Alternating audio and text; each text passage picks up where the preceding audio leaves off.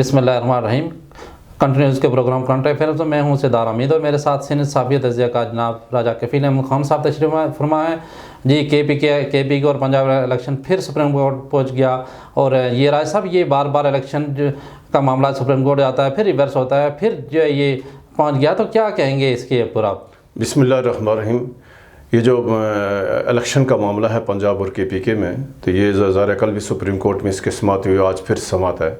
لیکن اس سماعت سے پہلے جو سب سے اہم معاملہ ہے, یہ سپریم کورٹ کے دو جو سینئر جج ہیں, جسٹس منصور علی شاہ اور جسٹس جمال مندوخیل, انہوں نے کل جو اختلافی نوٹ کا جو فیصلہ جاری کیا ہے وہ سب سے اہم ہے. ان کا یہ کہنا تھا معزز ججز کا کہ جو چیف جسٹس نے سو موٹو نوٹس لیا تھا پنجاب الیکشن پہ, تو وہ مسترد ہو چکا ہے. ان کی تعداد دوبارہ بڑھ نہیں جائے گی؟ نہیں, وہ یہ کہہ رہے ہیں کہ جو سپریم کورٹ نے جو فیصلہ جاری کیا, جس کی بنیاد پر صدر کو اور گورنر کے پی کے کو ہدایت جاری کی گئی کہ آپ صدر پنجاب کے الیکشن اور گورنر کے پی کے الیکشن کا اس کے تاریخ طے کریں گے.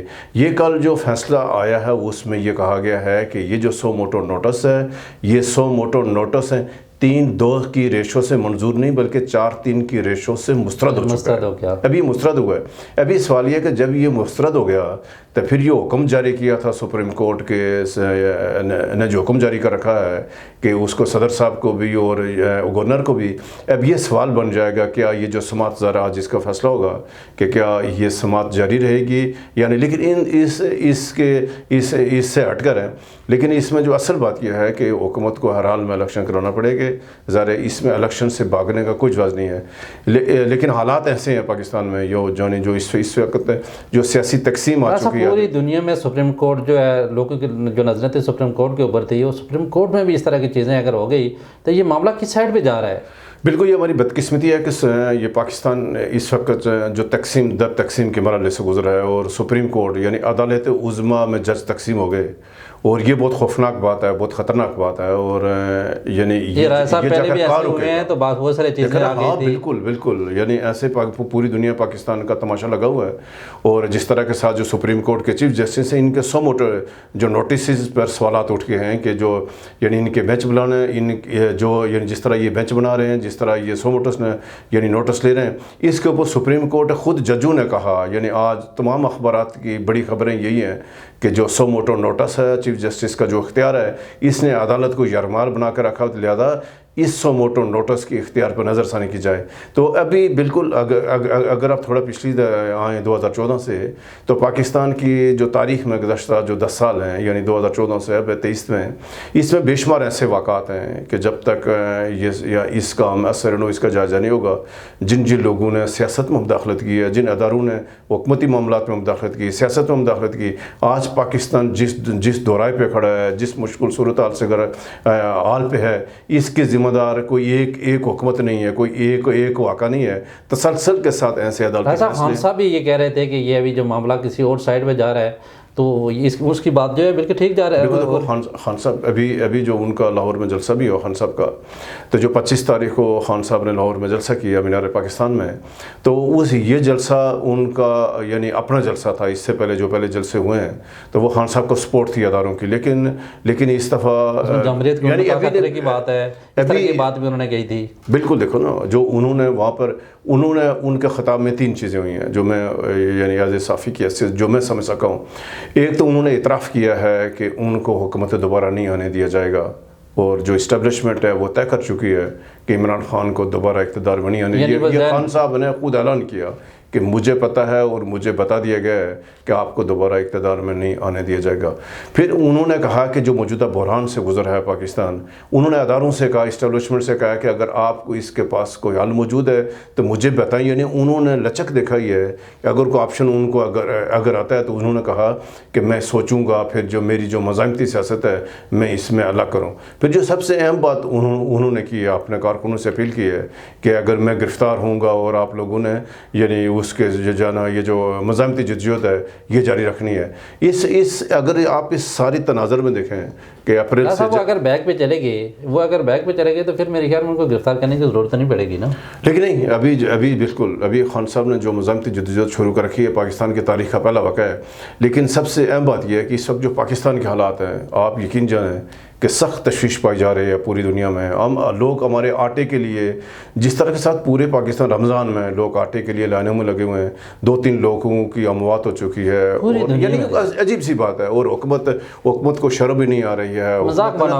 بالکل مذاق بن گیا پاکستان کہ آپ اپنے غریب لوگوں کو، مستحق لوگوں کو آٹا تقسیم کرنے کے لیے آپ کے پاس کوئی طریقہ کار موجود ہے. اور آپ کے جو پڑوس میں ہندوستان ہے، ہندوستان نے 81 کروڑ لوگوں کو جو 3 چیزیں مفت کر دی ہیں، ان کو آٹا مفت کر دیا علاقت والا تو نہیں آیا نا. دیکھو نہیں، آزاد کشمیر لوگ ویسے ہی آپ کو بس زیادہ لوگ ہیں نا، تو وہ اس طرح میں نہیں آتے، یعنی وہاں اس طرح کی صورتحال نہیں ہے. کل جو ہے یہ ایک اور بڑا سکینڈل جو ہے سامنے آیا ہے کشمیر میں. جو وہ ساری جو گاڑیاں تھیں، 63 گاڑیاں جو تھی، 52 لوگ تھے، ان کو الاٹ کر دی گئی. امجد پرویز نامی جو سیکٹری ہیں، اس کا نام بڑا آ رہا ہے کہ اس نے سارے تمام چیزوں کو مینیج کیا. یہ اور اس نے خود بھی ایک بڑی گاڑی تھی، کل کے نیوز میں شاید وہ چل رہی تھی کہ اس نے خود بھی کی ہے. اس طرح کی صورتحال ہے، اس نے خود ہی ساری لسٹ دی. کیا اس پہ آپ کیا کہیں گے؟ واقعی ایسی بات ہے یا یہ کوئی ہوائی خبر ہے؟ دیکھیں سردار صاحب، یہ جو آزاد کشمیر میں جو نان کسٹم پیڈ گاڑیوں کا جو معاملہ سامنے ہے، یہ انتہائی سنجیدہ اور اہم نوعیت کا معاملہ ہے. اور بالکل آپ نے بجا فرمایا کہ یہ آزاد کشمیر میں گزشتہ 10-12 سالوں سے بیوروکریسی کے ایک مافیا کا راج ہے. یعنی یہ لوگ یعنی جو اعلیٰ پوسٹوں پہ تقرریاں یہ اپنی مرضی سے کراتے ہیں. اب تو وزیر اعظم ایکشن لیں گے نا؟ نہیں، بالکل نہیں. ابھی بھی وزیر اعظم یرغمال اور وزیر اعظم آزاد کشمیر سردار تنویر الیاس خان خود اعلان کر رہے ہیں کہ آزاد کشمیر حکومت یرغمال ہے. وہ اپنے بارے میں کہہ رہے ہیں کہ میں یرغمال ہوں. اور جو آزاد کشمیر میں ایک گروہ ہے جس نے کرپشن کی انتہا کر رکھی ہے. اور وزیر اعظم نے اعلان کیا ہے کہ وہ جو کرپشن کی جو جنم کنڈلیاں ہیں وہاں پر پہنچ چکے ہیں. لیکن ہم نے بھی گزشتہ سردار صاحب 3-4 دنوں سے جو جنم کنڈلیاں ہیں کرپشن کی، ہم نے بھی تحقیقات شروع کی ہے.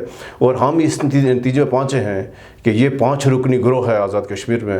یعنی ان کے ساتھ 2-3 یعنی راجہ صاحب انہوں نے کشمیر کے لوگوں کو یہ جو گاڑیوں نے ریلیز کی ہیں تو کیا ان کو فائدہ ہوگا یا ایک جو طبقہ ہے اس کو فائدہ ہوگا؟ جو اختیاری نہیں تھا، جو آزاد کشمیر میں 13ویں ترمیم ہوئی ہے، اختیار بھی نہیں تھا. جو 13ویں ترمیم ہوئی ہے اس سے پہلے بھی تو ویسے بھی نہیں تھا. 13ویں ترمیم میں بھی جو آزاد کشمیر میں کسٹم ہے اور جو کارپوریٹ ٹیکس ہے یہ حکومت پاکستان کا سبجیکٹ ہے.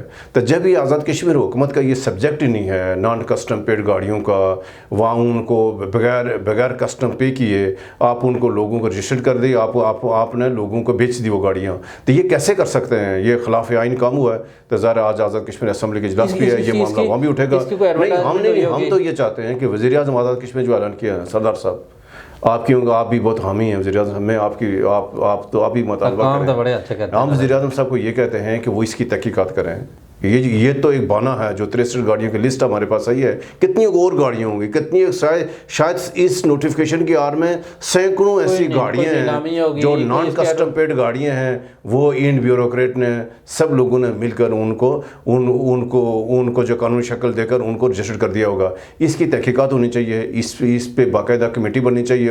اور جو لوگ ملوث ہیں، جس نے خواہ وہ 1 روپیہ ہے یا 1 ارب روپیہ ہے، جس نے یہ غیر قانون کام کیا ہے اس کو سخت سزا ملنی چاہیے. پھر ابھی جو ایم ڈی اے ہے، جو میرپور ڈیولپمنٹ اتھارٹی ہے، اس میں بھی ظاہر ہے وزیر اعظم صاحب نے ابھی ایک کمیٹی بنائی تھی، 8 رکنی کمیٹی بنی تھی. وہ چودھری ارشد صاحب جو وزیر برقیات اس کی سربراہی میں اس میں یہ تھا کہ یہ نومبر 21 سے، یعنی نومبر 21 سے لے کر تو دسمبر 22 تک، یعنی اس کے اوپر اس کمیٹی کو کہا گیا تھا کہ یہ 2 ہفتوں میں اپنا کام مکمل کرے گی. اس 1 سال کے دوران یہ اس ایم ڈی اے میں جتنے پلاٹ الاٹ ہوئے ہیں ان کی چھان بین کرے گی. جو ہم نے تحقیقات کی ہے کہ سینکڑوں پلاٹ، یعنی کوئی 400 سے زائد پلاٹ جو غیر قانونی الاٹ ہوئے ہیں، جو مفاد عامہ کی جو جگہیں تھیں ان کے اوپر الاٹ ہوئے ہیں. نہیں، ان کے اوپر الاٹ ہوئے. پھر ابھی کیا ہے کہ جو کمیٹی نے ریکمنڈیشن دی ہے یا جو وہاں جو کمیٹی بنی تھی اس کو ہماری اطلاع یہ ہے، جس طرف آپ نے اشارہ کیا تھا، ایک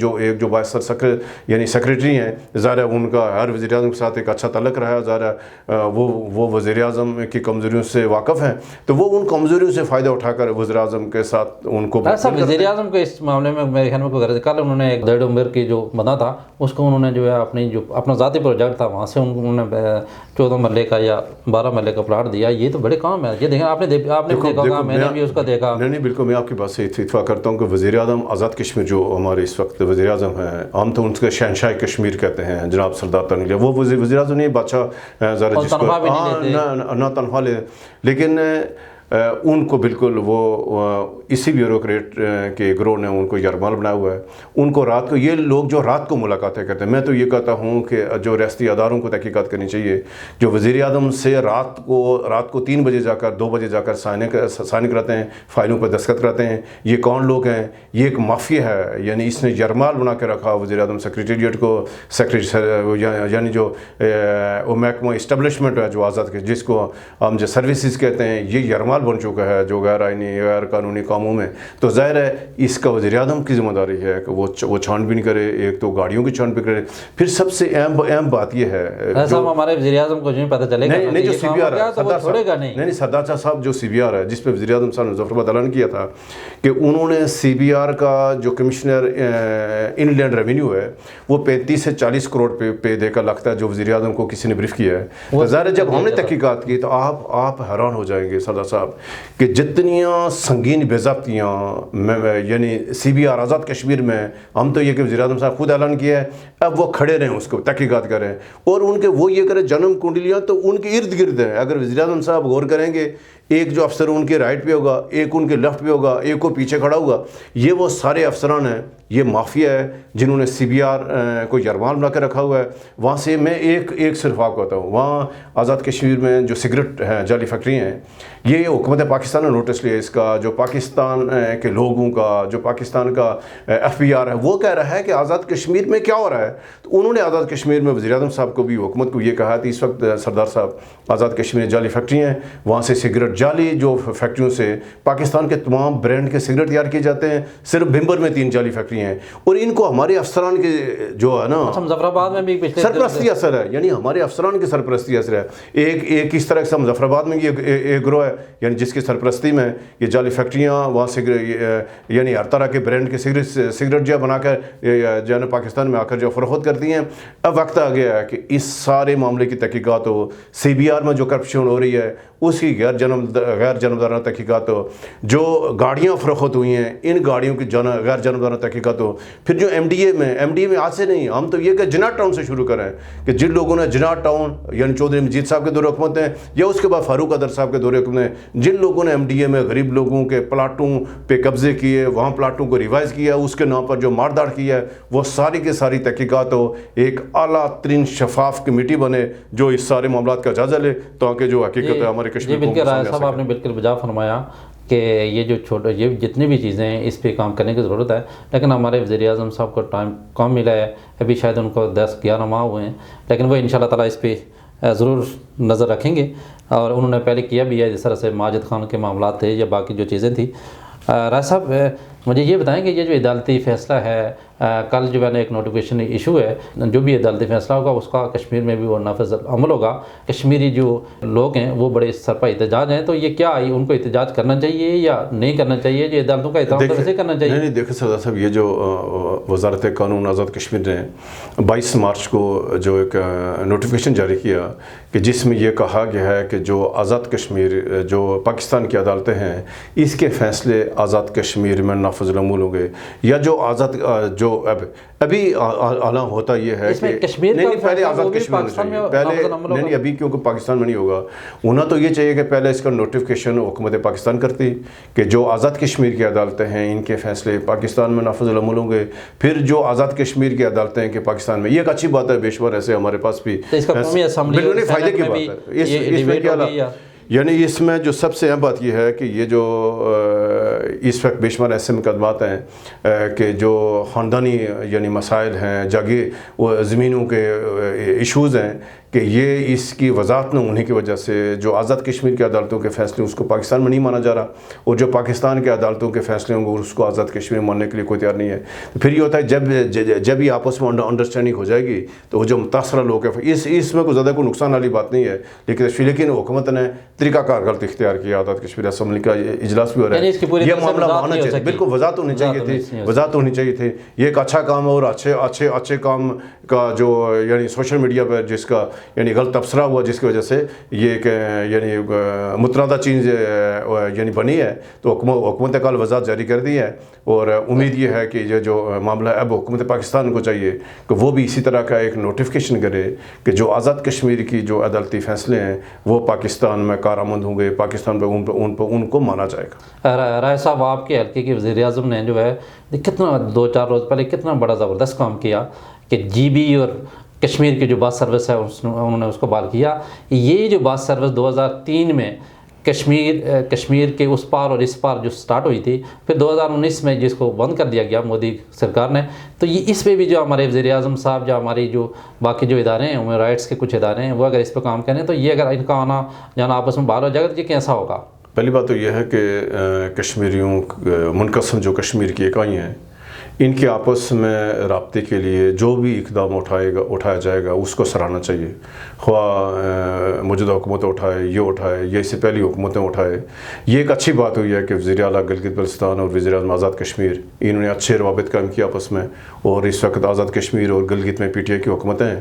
اور یہ ایک بہت خوش آئند جو فیصلہ ہے جس پہ وزیر اعظم صاحب کو ہم سراہتے ہیں، وزیر اعلیٰ گلگت بلتستان کو سراہتے ہیں کہ ان دونوں نے ان اکائیوں کے درمیان جو ہے نا یہ بس سروس شروع کریں. یہ 2012 میں آپ کو یاد ہوگا سردار صاحب، جب طاہر کھوکھر صاحب جو آزاد کشمیر کے وزیر تھے تو یہ ان کی شروعات تھی. یہ جو پہلا وہاں پر جو ناٹکو بس سروس ہے، یہ مظفر آباد میں اس کو طاہر کھوکھر نے اڈا دیا. وہاں مظفر آباد کے لوگوں نے ان کی بسوں پہ حملے کیے. بالکل مظاہرہ ہوا. ہاں، آپ کو یعنی یاد ہوگا کہ اس وقت کتنا احتجاج کیا مظفر آباد کے لوگوں نے کہ جو گلگت بلتستان کی بسیں ہیں ہم ان کو یہاں اجازت نہیں دیں گے. تو یہ جس کے مجبور ہو کر وہ جو بس سروس کو اس کو جو بند ہونا پڑا.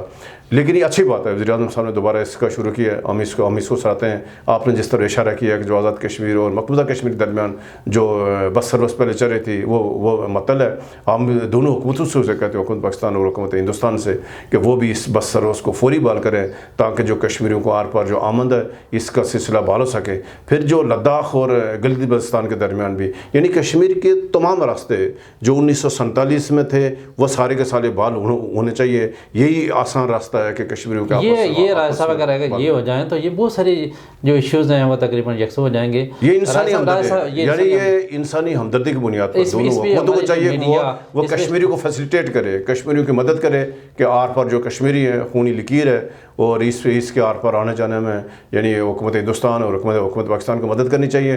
تمام راستے کھلنے چاہیے تاکہ کشمیری آپس سے مل سکے. بالکل رائے صاحب، آپ بالکل ٹھیک کہہ رہے ہیں کہ وہ مائیں بہنیں جو اس پار ہیں اور وہ اپنے بچوں کو انتظار کرتی رہتی ہیں، اور انتظار کرتے کرتے ان کی زندگی کا کام تمام ہو جاتا ہے. اور اسی طرح سے سیم اسی طرح سے یہ بھی ہے. اس پہ رائے صاحب میں تو یہ سمجھتا ہوں کہ ہمارا جو نیشنل میڈیا ہے، ہمارا جو کشمیر کا بھی ہے، پاکستان کا بھی ہے، اور انٹرنیشنل میڈیا بھی، اس کو بھی اپنا رول پلے کرنا چاہیے. اور یہ وومن رائٹس کا ایک بڑا ایشو ہے. یہ اس پہ تو بالکل ہونا چاہیے. بلکہ جو پاکستان کیونکہ پاکستان جب پچھلی حکومت میں پرویز مشرف صاحب نے جب یہ بہت بڑا فیصلہ کیا تو بعض لوگوں نے تنقید کی، لیکن پرویز مشرف کے دور میں میرا یہ بڑا فیصلہ تھا یہ کہ مسئلہ کشمیر کے حل میں اگر کسی نے کوئی بریک تھرو وہ کیا، اگر کسی نے کوئی ڈیڈ لاک توڑا، وہ پرویز مشرف صاحب تھے کہ اللہ ان کو جنت میں جگہ عطا فرمائے. اور ان 75 سالہ کشمیر کی تاریخ میں وہ واحد حکمراں رہے پاکستان میں جنہوں نے بہت کوشش کی کہ مسئلہ کشمیر حل ہو. اور انہی کی کاوشوں سے یہ جو کنٹرول لائن کھلی ہے کشمیریوں کے لیے یعنی کھلی تھی، اس کو مودی نے ہمارے جو آرمی چیف ہیں یہ بھی یقین جانے کہ یہ بھی اسی طرح سے بڑے پروفیشنل ہیں، اور اللہ کرے کہ یہ اس پہ سٹینڈ لیں اور اس پہ تھوڑا سا اگر کام کر لیں گے تو یہ ایک بڑا ایشو ہے، انسانی ہیومن رائٹس کا ایشو ہے، تو یہ معاملہ یکساں ہو جائے. ناظرین، آج کا وقت اختتام پذیر ہوا. مجھے راجہ کفیل احمد خان صاحب کو اجازت دیجیے. اللہ نگہبان.